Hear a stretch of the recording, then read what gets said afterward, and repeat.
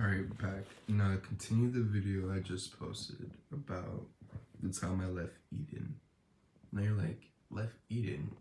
What's this guy? Like a prophet or an angel from the Bible or something? I don't know. I'm gonna learn from Jesus and not self-proclaim anything and leave that to the people, alright? Or Muhammad too? Yeah, I don't think Muhammad claimed anything.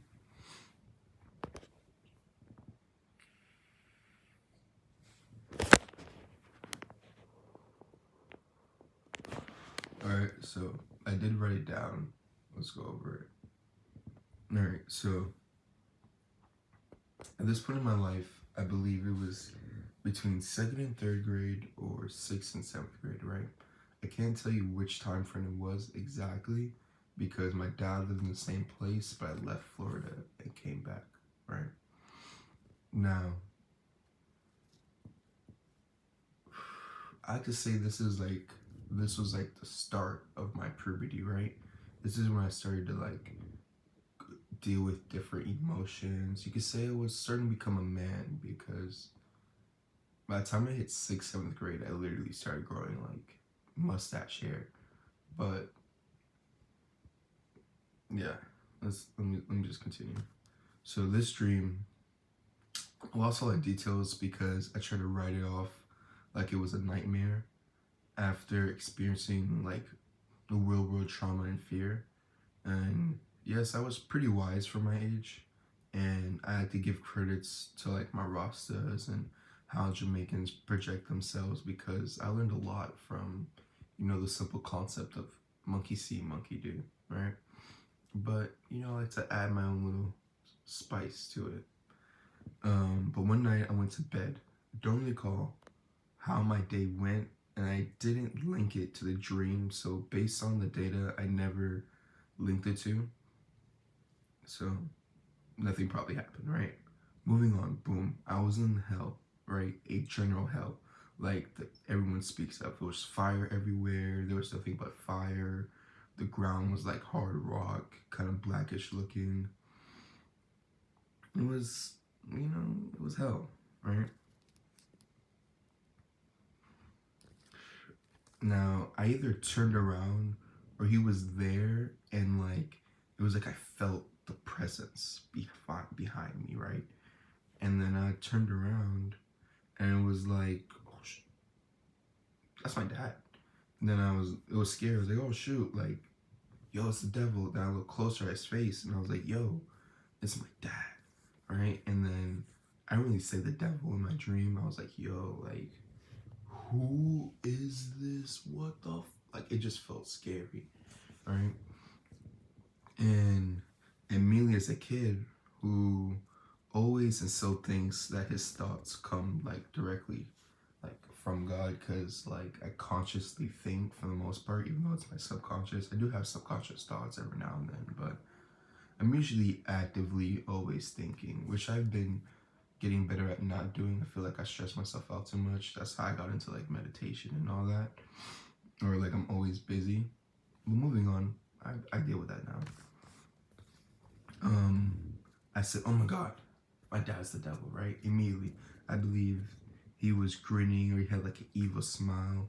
And then I awoke like right after, and I wasn't having like the sweats or anything. I just awoke with like a gas, like,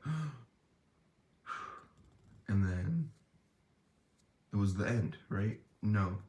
So of course I self-reflect, and in our cultures, right, in like our Jamaican cultures, our island cultures, and most outside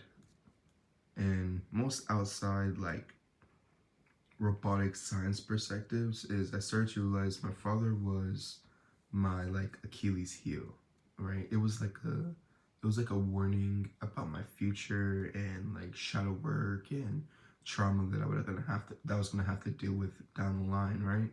Like he was the reason I'm here, right? So whenever I had those thoughts of like, why am I here? Where did my purpose come from? He usually always brings me back to my dad, especially once I learned about the birds and the bees, because it's like he knocked my mom up. And because of dating culture, you already know that most of the time it's the guy that pursues the girl, even though girls kind of do their little 1-2 You know, they kind of, pull up the pants leg or whatever. I like to say, say, hey, we're here. And guys are usually the ones that go after. So when I used to be like, yo, like, why am I here? Why do I have to deal with this shit? Like as I would go down that negative rabbit hole, and I seen like these kids that I work with, and these system kids that I work with, right? I see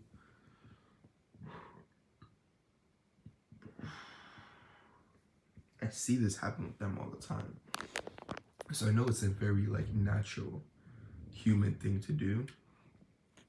But like we go down this rabbit hole of negative thoughts and start pulling and putting this pressure and negative energy on ourselves. And a lot of times growing up, I would link that back to my parents and try to like blame them for things. And after a while, I realized, like, even though they're them and they're only human from what I know, right? And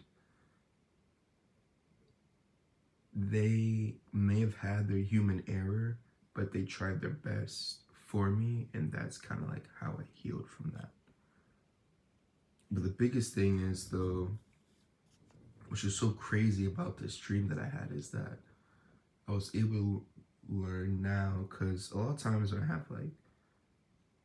I try to link like why I am, what domino effect led to me being who I am today, it leads back to like my dad and certain things my dad did to raise me to which he believed was best for me, what contradicted for me in my outside reality.